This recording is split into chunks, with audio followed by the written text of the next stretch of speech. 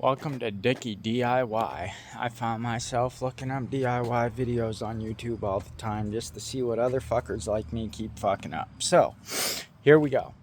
I've had an issue with my combination switch in a 2002 Chevy Silverado for about 2 weeks now. It keeps blowing fuses for my blinker.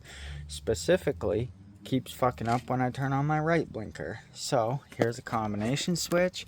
This is the harness. It runs down to this junction box, which goes into your main wire harness. Couldn't figure it out. I went through 2 switches. I went through about half a dozen, well, probably more like 2 dozen fuses.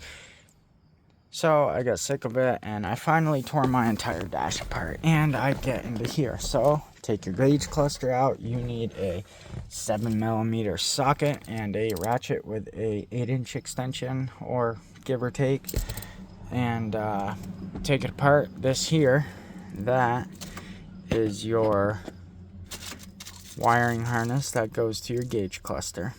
So pull my gauge cluster out and trace the wires back after tracing all of the other wires, which took 2 days, by the way. To hell with Chevy, because I'm about sick of this thing. Anyways, back to the point. This wiring harness, for some reason, they ran it up into here, which went between this and that. And I know you can barely see it, but there is a slight crack in that between the 2 pieces of metal. And this is the end result. Look at that. Look at that. Every single one of these wires melted together. Gotta love it.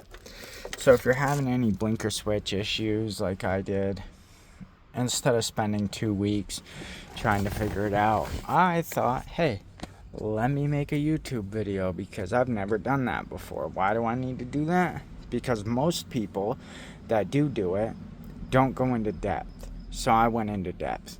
This is the wiring harness to your gauge cluster. They, meaning Chevy, decided to put it between 2 incredibly tight pieces of metal with a very little bit of room for all of these wires to fit in. And after time, they rub together, they rub on the metal, breaks the coating, causes the wires to fuse together. Most people would think, hey, the heat is down here where the resistance is, so let me check that, let me replace that. Nope, this is not the issue. Well, I mean, it could be, but more than likely, this right here, yep, that. To hell with Chevy, that's the issue. And thanks for watching my video.